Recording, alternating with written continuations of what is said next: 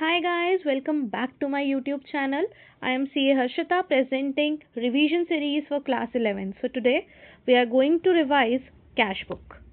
ठीक है, यहाँ पर मैं आपको इस वीडियो में सिखाने वाली हूँ कि कैश बुक किस किस प्रकार की होती है और उन्हें कैसे बनाया जाता है. ठीक है, सबसे पहला टाइप है single column cash book. Single column cash book is similar as cash account. जैसे आप कैश अकाउंट बनाते हो, टी शेप बनाते हो, एक साइड डेबिट होता है, एक साइड क्रेडिट होता है, दोनों साइड पे चार चार कॉलम्स होते हैं, वैसे सेम टू सेम क्या होता है, सिंगल कॉलम कैश बुक बनती है. देखिए, डेबिट साइड ये हमारी है और ये हमारी क्रेडिट साइड है. डेबिट साइड पे चार कॉलम, क्रेडिट साइड पे चार कॉलम्स. ठीक है, चलिए इसका एक क्वेश्चन कर लेते हैं. कहाँ है हमारा क्वेश्चन? गेरा क्वेश्चन. देखिए, क्वेश्चन में हमें क्या बनाना है, सिंगल कॉलम कैश बुक, और ये कुछ ट्रांजैक्शंस गिवन है. जैसे कैश अकाउंट बनाते हो वैसे सेम टू सेम होगा. ठीक है, पहली ट्रांजैक्शन देखिए क्या है. 1 अप्रैल को कैश इन हैंड दिया हुआ है 50,000. ये है हमारा opening balance. Opening balance of account कैसे शो किया जाता है, टू बैलेंस BD, क्योंकि एसेट है, बैलेंस कैसा होगा, डेबिट बैलेंस. तो डेबिट बैलेंस में लिखिए आप, डेबिट साइड पर लिखेंगे हम 1 अप्रैल, 50,000 रुपीज़ का अमाउंट है. क्योंकि ये ओपनिंग बैलेंस है, ओपनिंग बैलेंस को दिखाया जाता है बैलेंस ब्रॉट डाउन, तो लिखेंगे टू बैलेंस BD. इसके बाद देखिए हमने क्या किया है क्वेश्चन में. सेकेंड ट्रांजेक्शन है हमारी, 5 अप्रैल को कैश परचेजेस हुई हैं 10,000. ठीक है, तो कैश परचेजेस की एंट्री क्या होती है, purchases account debit to cash. ठीक है, 10,000 रुपीज़ का कैश क्या हो रहा है, क्रेडिट हो रहा है. तो 5 अप्रैल को लिखेंगे हम कि हमारा कैश क्या हो रहा है, क्रेडिट हो रहा है. कितने अमाउंट से, 5,000 से. 5 अप्रैल 10,000 से क्रेडिट हो गया. रीज़न क्या है, बाय परचेजेस अकाउंट. आगे देखिए, सेकेंड एंट्री हमारी हो गई. अब थर्ड देखते हैं. थर्ड हुई है 8 अप्रैल को कैश सेल्स 8,000 की. कैश सेल्स की एंट्री क्या होती है, cash account debit to sales account. अब इस एंट्री में कैश क्या हो रहा है, डेबिट हो रहा है 8,000 से, तो डेबिट साइड पर लिखेंगे 8 अप्रैल को 8,000. 8 अप्रैल को 8,000 से डेबिट हो रहा है. रीज़न है टू कैश सेल्स. आगे देखिए,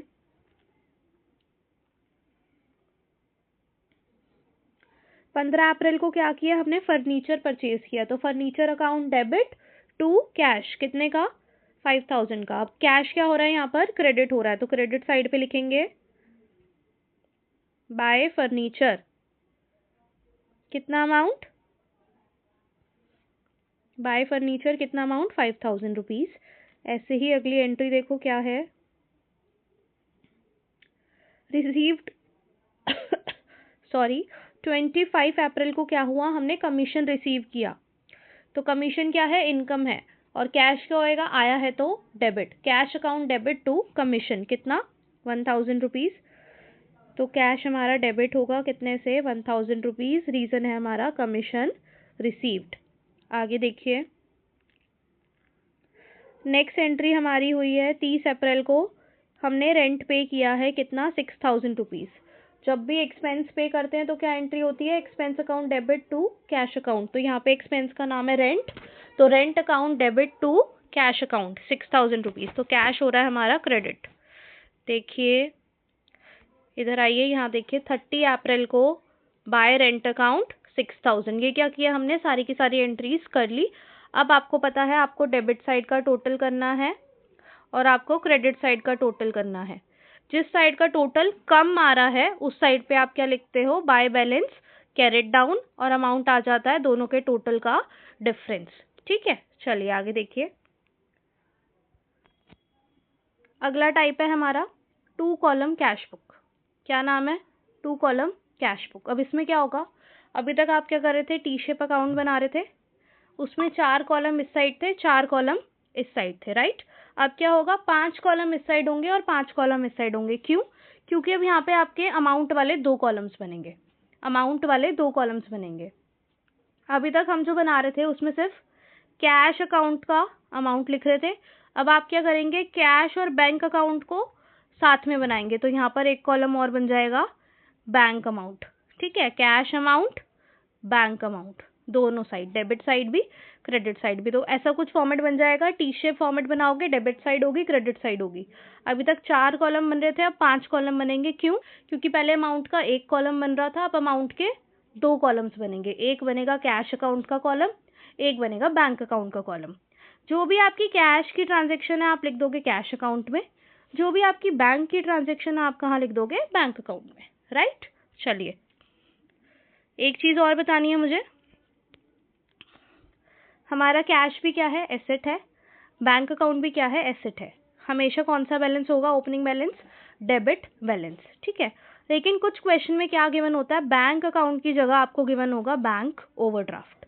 बैंक ओवरड्राफ्ट क्या होता है? बैंक ओवरड्राफ्ट होता है, it is a type of loan, ठीक है। आपके अकाउंट में नेगेटिव बैलेंस है, तो नेगेटिव बैंक बैलेंस जब भी दिया हो आपको, जब भी बैंक ओवरड्राफ्ट गिवन हो, तो आपका ये क्या होता है? लाइबिलिटी होता है, लोन की तरह होता है। लोन हमारी क्या होती है? लाइबिलिटी होती है। और लाइबिलिटी का ओपनिंग बैलेंस कैसा होता है? Credit balance. तो आप यहाँ पे to balance BD debit side पे नहीं लिखोगे जब आपको बैंक ओडी गिवन हो, ओवरड्राफ्ट को ओडी बोलते हैं। आप क्रेडिट साइड पे लिखोगे यहाँ पर बाय बैलेंस बीडी, और यहाँ पर आपका अमाउंट आ जाएगा, ठीक है। चलिए एक क्वेश्चन देख लेते हैं।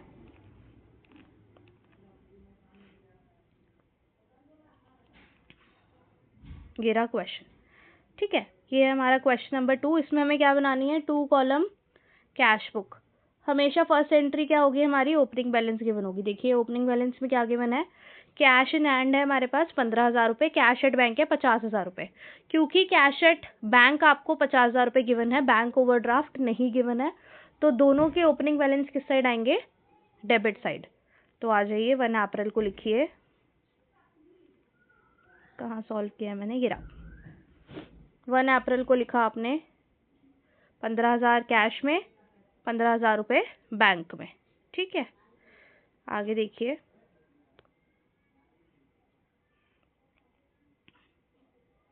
ये मैंने बैंक का बैलेंस गलती से 15,000 रुपये लिख दिया, कितना था? 50,000 रुपये। आप करेक्ट कर लेना, ये है हमारा 50,000, ठीक है। 50K करेक्ट कर लेना, ठीक है। एक चीज़ मैं आपको और बता दूँ इससे करने से पहले, कॉन्ट्रा एंट्री आपके पेपर में डायरेक्टली भी पूछ सकते हैं, व्हाट इज कॉन्ट्रा एंट्री। बहुत क्वेश्चन ये रिपीट होता है, ठीक है। कॉन्ट्रा एंट्री कौन सी एंट्री होती है? वो एंट्री जिसमें कैश भी इंक्लूडेड हो और बैंक भी इंक्लूडेड हो। इसको जब भी आप डबल कॉलम कैश बुक बनाते हो तो एलएफ के कॉलम में आप क्या लिखते हो? ऐसे सर्कल बना के लिख देते हो उसके अंदर सी। सी का मतलब क्या है? Contra entry. कॉन्ट्रा एंट्री का मतलब क्या है? वो एंट्री जिसमें बैंक भी इंक्लूडेड है और जिसमें कैश भी इंक्लूडेड है। एग्जाम्पल देखिए, आपने कैश डिपॉजिट कराया बैंक में, तो क्या एंट्री पास करते हैं? कैश हमारा क्या हो जाता है? कम हो जाता है, बैंक अकाउंट हमारा बढ़ जाता है, तो एंट्री होती है bank account debit to cash account. कितना? 20,000 20,000। अब यहाँ पर सिर्फ 2 ही एस्पेक्ट्स आ रहे हैं, एक आ रहा है कैश अकाउंट, एक आ रहा है बैंक अकाउंट। तो जब भी ऐसा कोई एस्पेक्ट है, जब भी कोई ऐसी ट्रांजेक्शन है जिसमें 2 एस्पेक्ट्स है, कैश और बैंक, तो उसको बोलेंगे कॉन्ट्रा एंट्री। अब हमारा कैश क्या हुआ था? कम हुआ था, तो कहाँ आएगा? क्रेडिट में। कैश में लिखो पहले 20,000 से कैश क्या हो गया? कम हो गया। फिर यहाँ पर लिखो बैंक अकाउंट क्या हुआ? इंक्रीज हुआ, तो बैंक अकाउंट होएगा डेबिट, तो यहाँ बैंक में लिख दो डेबिट साइड पे कितना? 20,000। यहाँ पर रीज़न आएगा, अगर कैश कॉलम में लिखा है तो आप लिखोगे बाय बैंक, यहाँ आपने बैंक कॉलम में अमाउंट लिखा है तो यहाँ रीज़न आएगा टू कैश। एलएफ में आ जाता है हमेशा कॉन्ट्रा एंट्री दिखाने के लिए सी विद सर्कल, ठीक है। सर्कल नहीं लगाओगे तो भी चलेगा। अगला एग्जाम्पल देखो, cash withdrawn from bank for office use. हमने क्या किया है? कैश विड्रॉ किया है। कैश विड्रॉ किया तो कैश हमारे पास आया है और बैंक अकाउंट में पैसे कम हो गए, तो बैंक अकाउंट कम हो रहा है, एसेट कम हो रहा है, तो क्या होगा? क्रेडिट। और कैश अकाउंट इंक्रीज हो रहा है, कैश भी एसेट है, तो क्या होगा? डेबिट। देखो कैश इंक्रीज हो रहा है तो आप कैश कॉलम में जाओ, डेबिट साइड पे लिख दो 5,000 रुपये। वैसे ही बैंक क्या हो रहा है? डिक्रीज हो रहा है, तो बैंक डिक्रीज हो रहा है तो क्या होगा? क्रेडिट, तो 5,000 रुपये इधर आ जाएगा। अगर आप बैंक कॉलम में अमाउंट लिख रहे हो तो यहाँ पर कैश आएगा, और यहाँ कैश कॉलम में लिख रहे हो तो यहाँ पर क्या आएगा? बैंक आएगा, ठीक है। चलो अब शुरू करते हैं हम क्वेश्चन, ओरली रिवाइज करेंगे। आप लोग इसे स्क्रीनशॉट मार के सॉल्व कर सकते हो, ठीक है, ये कौन सी है हमारी डबल कॉलम कैश बुक। इसमें 2 कॉलम बनेंगे, कैश अकाउंट वाला और एक बैंक अकाउंट वाला। पहला ओपनिंग बैलेंस गिवन है, कैश इन हैंड है हमारा 15,000, कैश एट बैंक है 50। यहाँ लिखेंगे to balance BD, opening balance है 15,000, ये मैंने गलती से लिख दिया 15, यहाँ आएगा 50,000 रुपये। ठीक है, आगे देखिए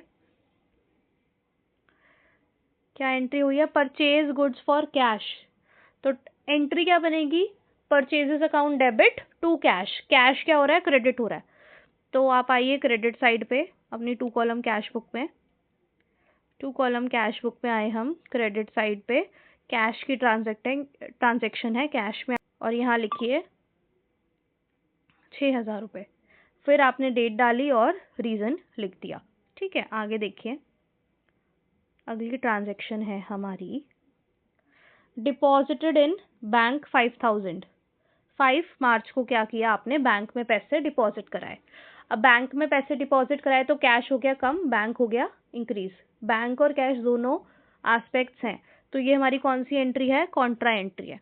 अब देखिए बैंक में पैसे डिपॉजिट हुए हैं तो कैश क्या हुआ होगा, कम हुआ है, तो कैश होगा हमारा क्रेडिट। तो 2 कॉलम कैश बुक में क्रेडिट साइड आइए, कैश करिए क्रेडिट 5,000 से और बैंक करिए डेबिट 5,000 से।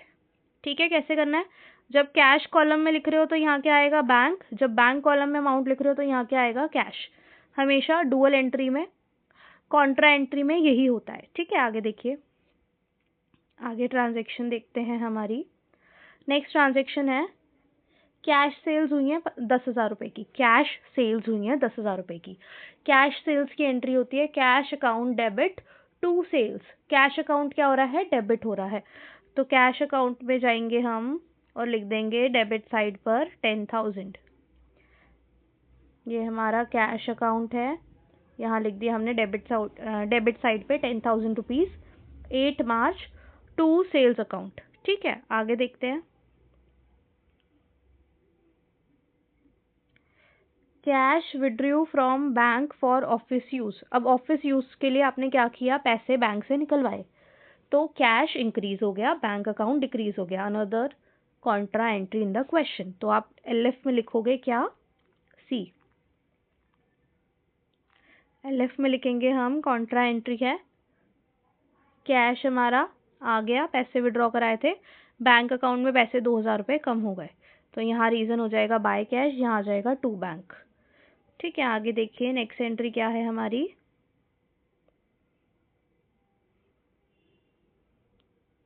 Received cash from Damini.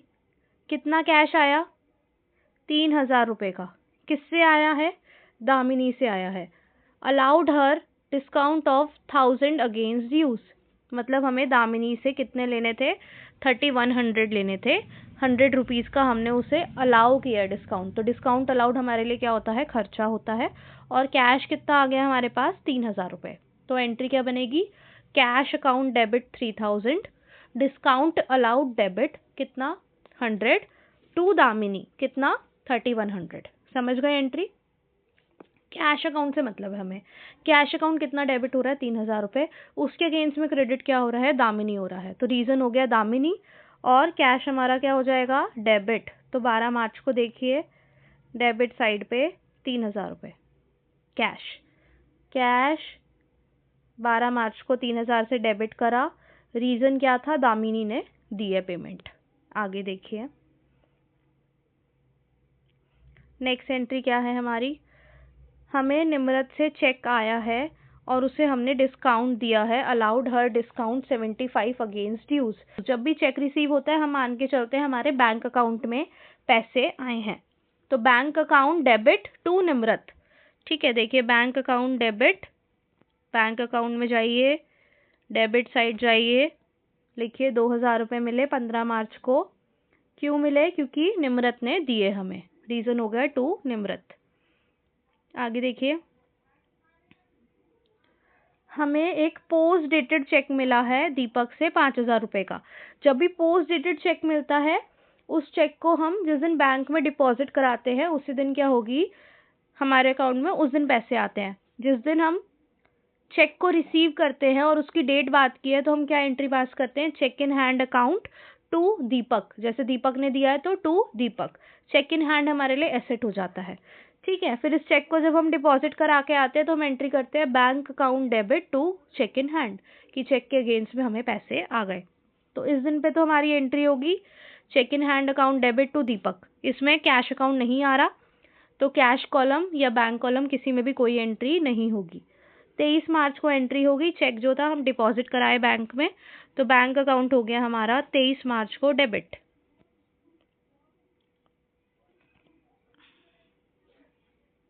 देखिए 23 मार्च को 5,000 रुपये का चेक इन हैंड हमने क्या कर दिया, डिपॉजिट करा दिया, हमारा बैंक अकाउंट हो गया 5,000 रुपये से डेबिट। आगे देखिए नेक्स्ट एंट्री क्या है हमारी। नेक्स्ट एंट्री इज 24 मार्च को issued cheque for 2500 to Chander, he allowed discount of 125। Cheque कितने का है, 2500 रुपये का। ठीक है, हमने चेक इशू करा है। चेक इशू करते हैं तो हमारे बैंक अकाउंट से पैसे डिडक्ट होते हैं, माइनस होते हैं। हमने चंदर को पेमेंट करी है, बैंक अकाउंट हमारा क्या होएगा, क्रेडिट होगा। क्रेडिट होगा मतलब डिक्रीज होगा। तो बैंक अकाउंट जाइए, क्रेडिट साइड जाइए, 2500 रुपये लिखिए। कैश बुक में आए, क्रेडिट साइड पे बैंक साइड हमने लिख दिया 2500 रुपये, चंदर को पेमेंट कर दी। ठीक है, आगे देखिए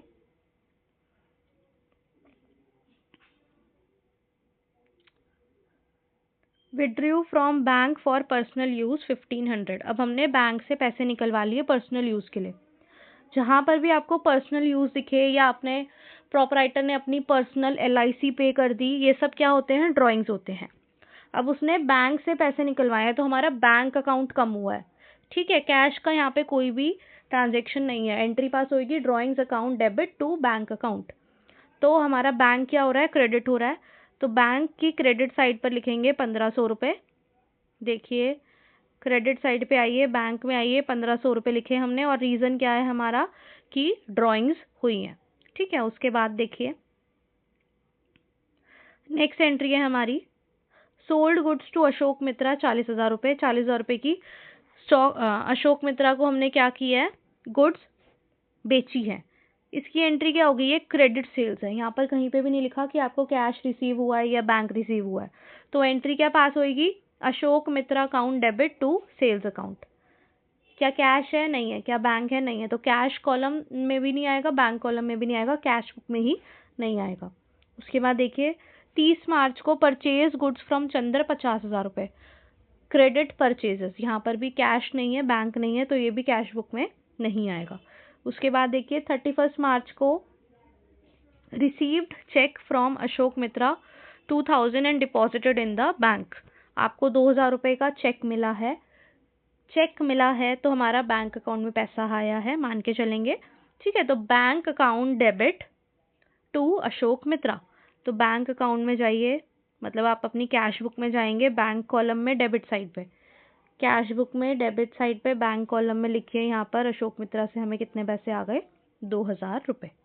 ठीक है, हमने सारी की सारी ट्रांजेक्शन कर ली। अब आपको क्या करना है, डेबिट साइड के कैश कॉलम का टोटल करेंगे और क्रेडिट साइड के कैश कॉलम का टोटल करेंगे।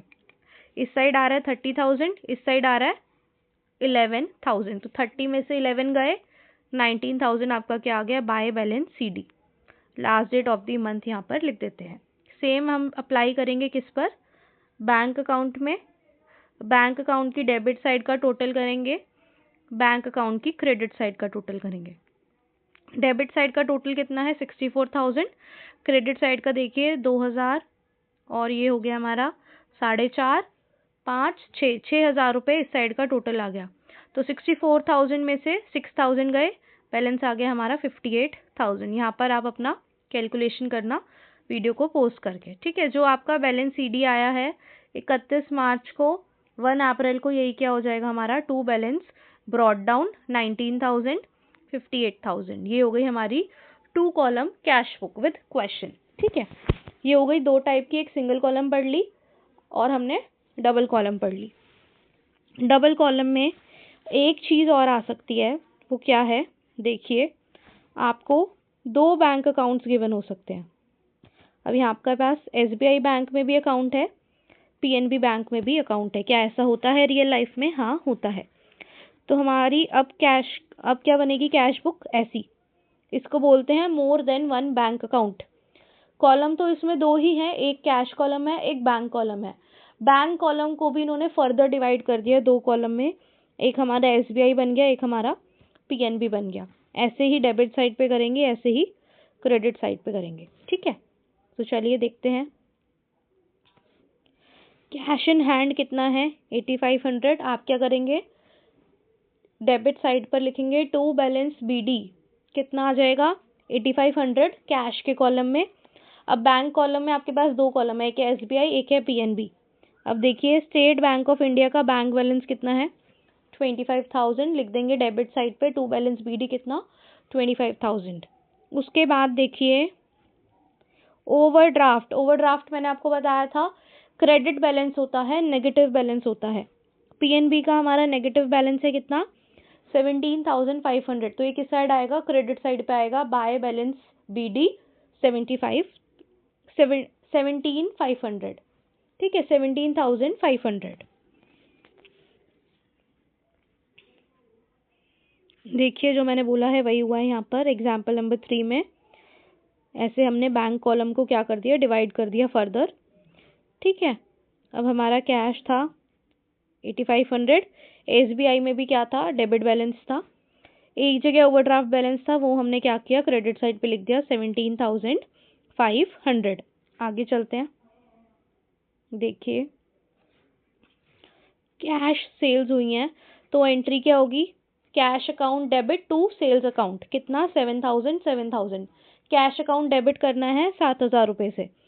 तो आप आइए 3 मार्च को लिखिए, 3 मार्च को कैश कॉलम को करिए डेबिट, कितने से? 7,000 से। फिर बाद में लिखिए रीजन टू सेल्स अकाउंट। ठीक है, उसके बाद देखो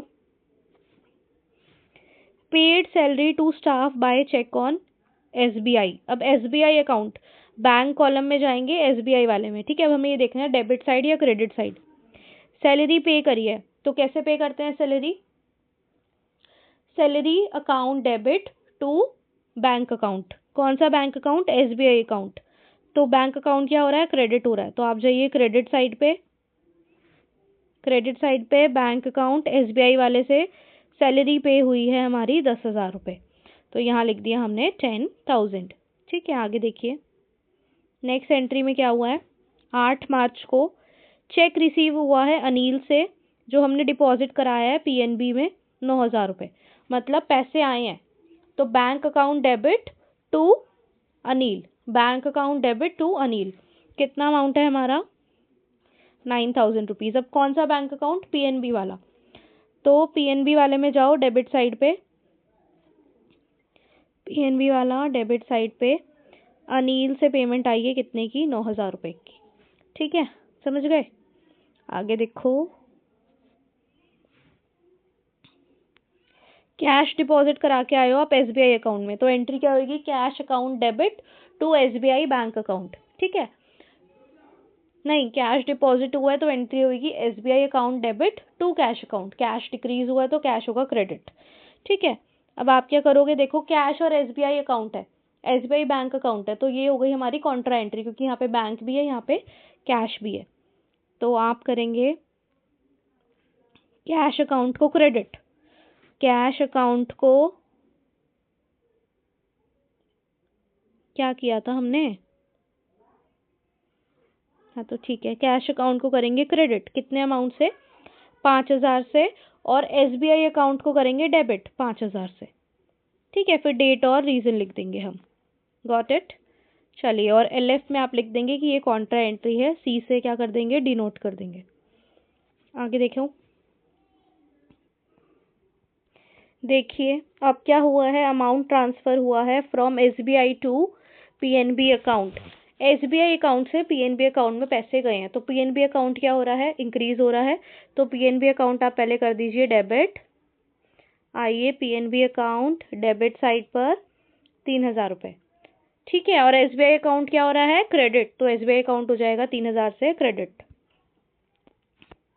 फिर आप डेट डाल देंगे, रीजन डाल देंगे और यहाँ लिख देंगे कॉन्ट्रा एंट्री है, क्योंकि दोनों ही क्या है? बैंक अकाउंट्स है।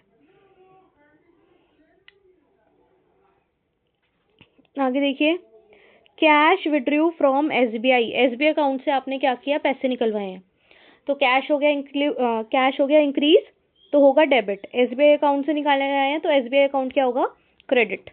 कैश अकाउंट होगा डेबिट, एसबीआई अकाउंट होगा क्रेडिट। कैश अकाउंट में आइए, लिखिए डेबिट साइड पे 8,000 रुपये, और यहाँ हो गया क्रेडिट। ये भी क्या है, हमारी कॉन्ट्रा एंट्री है। फिर उसके बाद आप क्या कर दोगे, रीजन डाल दोगे। फिर हम क्या करेंगे, तीनों कॉलम्स का क्या करेंगे, बैलेंस सीडी निकाल लेंगे। सारी एंट्रीज कर ली, पहले कैश का कर लेते हैं। इसका आपने टोटल किया, आ गया 23,500। और इस साइड पे देखिए कैश की कितनी एंट्री है, एक ही एंट्री है 5,000 रुपये की। तो 23,500 में से आप 5,000 रुपये माइनस कर देंगे तो कितना आ जाएगा, ये 18,500 रुपये।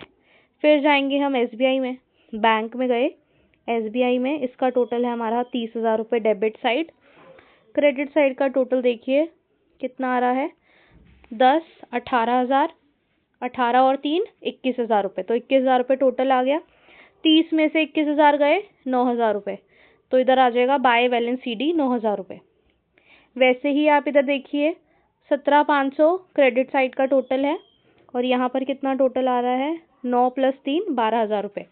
तो 17,500 में से 12,000 गए तो बैलेंस आ गया हमारा 5,500 टू बैलेंस सीडी।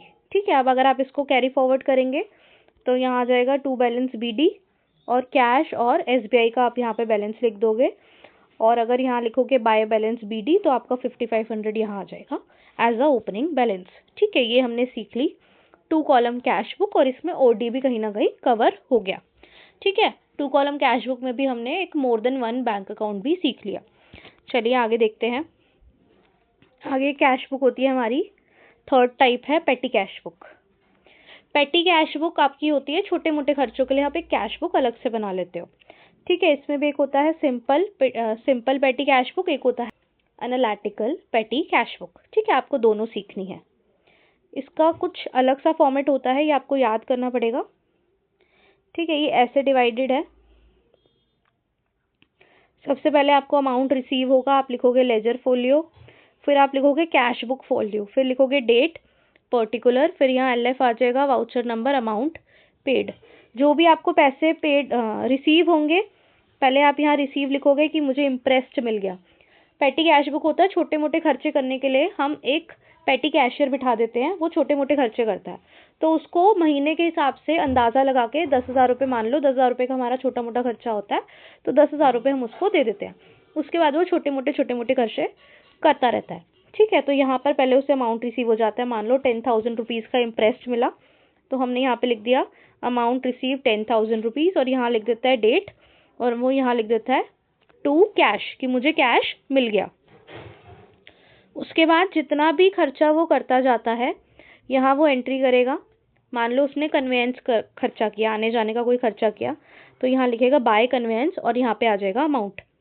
और मान लो उसने छोटा मोटा कार्टेज पे कर दिया, तो यहाँ लिखेगा बाय कार्टेज, उसका अमाउंट आ जाएगा। ठीक है, उसने कुछ प्रिंटिंग वाला काम करा लिया छोटा मोटा, तो यहाँ लिख देगा बाय प्रिंटिंग, और यहाँ पर अमाउंट आ जाएगा। सोचो उसने स्टेशनरी खरीद ली, तो यहाँ लिखेगा बाय स्टेशनरी, और अमाउंट पेड आ जाएगा। अमाउंट रिसीव यहाँ पर आएगा, अमाउंट पेड यहाँ पर आएगा, amount received and amount paid. ठीक है, फॉर्मेट याद कर लेना। एक क्वेश्चन कर लेते हैं इसका भी। पेटी कैशियर को इम्प्रेस्ड मिला है कितना, 5,000 रुपये का। ठीक है, अब ये होता है, देखो 5,000 में से भी जितना खर्च करता जाएगा हो जाएगा। लास्ट में आप क्या निकालोगे, बैलेंस निकालोगे, और बता दोगे कि भाई 5,000 रुपये मुझे मिले थे, 3,000 रुपये खर्च हो गए, 2,000 रुपये मेरे पास हैं। तो अब नेक्स्ट मंथ भी क्या होगा, उसे अब नेक्स्ट मंथ 5,000 रुपये नहीं मिलेंगे, 2,000 तो ऑलरेडी हैं, तो नेक्स्ट मंथ कितने मिलेंगे, 3,000 रुपये। ठीक है, चलो बनाना सीखते हैं। सबसे पहले पेटी कैश के लिए हमने दे दिए 5,000 रुपये, तो एंट्री होती है पेटी कैश टू कैश। तो यहाँ आएंगे हम, देखिए कॉलम बना लिए मैंने, यहाँ लिखा टू बैंक या टू कैश, कुछ भी लिखो, डेट डालो, अमाउंट रिसीव 5,000 रुपये, उल्टा चलता है ये। ठीक है, 1 अप्रैल को 5,000 रुपये आ गए। उसके बाद देखो 3 अप्रैल को क्या किया उसने, पोस्टेज के लिए 300 रुपये खर्च कर दिए, तो अब आप लिखोगे यहाँ पे बाय पोस्टेज, बाय पोस्टेज 3 अप्रैल 300 रुपये। ठीक है, आगे देखो नेक्स्ट एंट्री है हमारी पे टेलीफोन बिल 5 अप्रैल को 400 रुपये।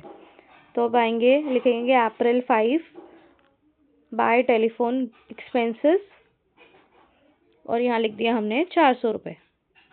उसके बाद है हमारा कार्टेज।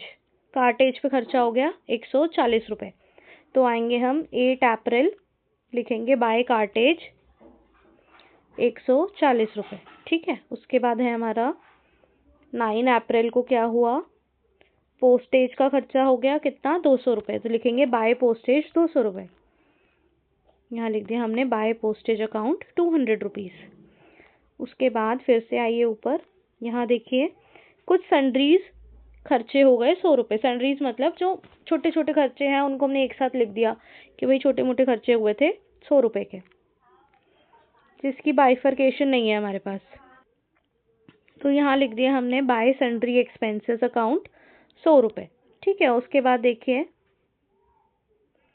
लास्ट खर्चा हुआ है हमारा 27 अप्रैल को, स्टेशनरी खरीदी है कुछ 300 रुपये की।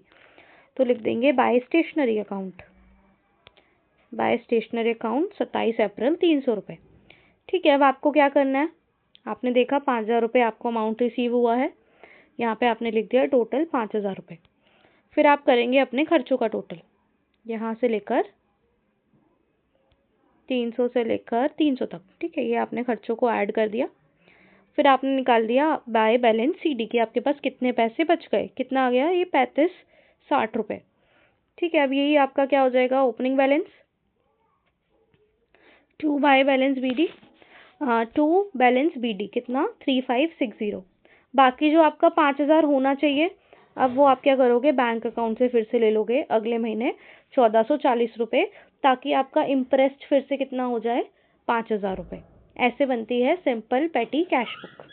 अब नेक्स्ट पेटी कैश बुक है हमारी एनालिटिकल पेटी कैश बुक। इसमें क्या होता है, हर खर्चे का कॉलम अलग अलग बनता है, हर खर्चे का अलग से कॉलम बनता है। ये देखो कन्वेंस का, कार्टेज का, स्टेशनरी का, सन्ड्रीज का।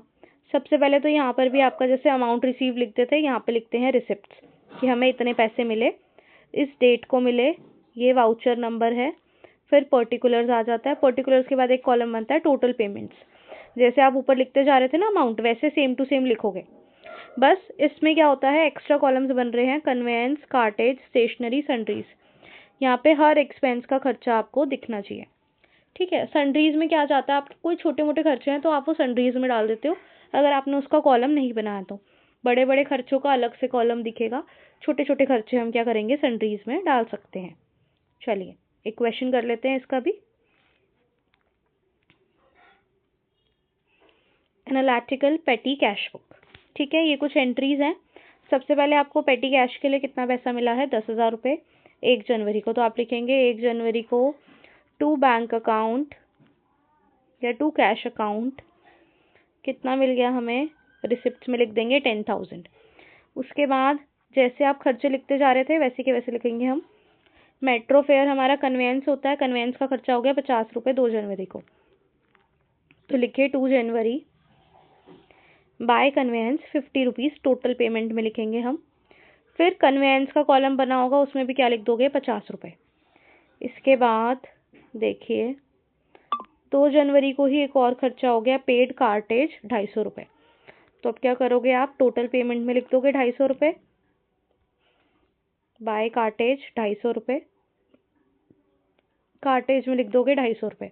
सेम यहाँ तक देखोगे तो ये सेम क्या है, सिंपल कैश बुक है। सिंपल कैश बुक के आगे आपको अलग अलग से कॉलम्स बना दिए ताकि आप सारे खर्चों को सामने सामने देख पाओ। जैसे सारी एंट्रीज डाल दोगे। कन्वेंस का अगर आपको खर्चा देखना है टोटल कितना हुआ है, तो यहाँ से इजीली पता लग रहा है 650 रुपये, वहाँ पर थोड़ी सी दिक्कत होती है। ठीक है। वैसे ही अगर आप देखना चाहते हो भाई टेलीफोन एक्सपेंसेस पे कितना खर्चा हुआ है, तो आप यहाँ पे इजीली देख सकते हो 200 रुपये।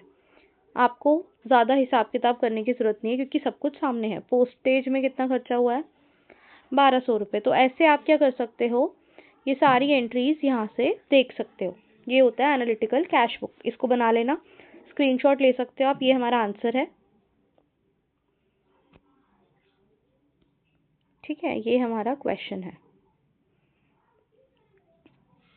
सोल्व करके देखना, वेरी इजी क्वेश्चन।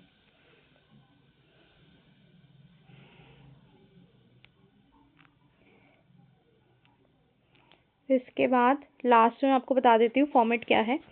यहाँ पर आप खर्चों का टोटल कर लोगे, आपका बैलेंस आ जाएगा 4500। ठीक है, ये आपने टोटल कर लिया। अब 4500 आपका हो जाएगा टू बैलेंस बीडी, यहाँ लिख दोगे 4500। टोटल हमारा कितना इम्प्रेस था, 10,000 का।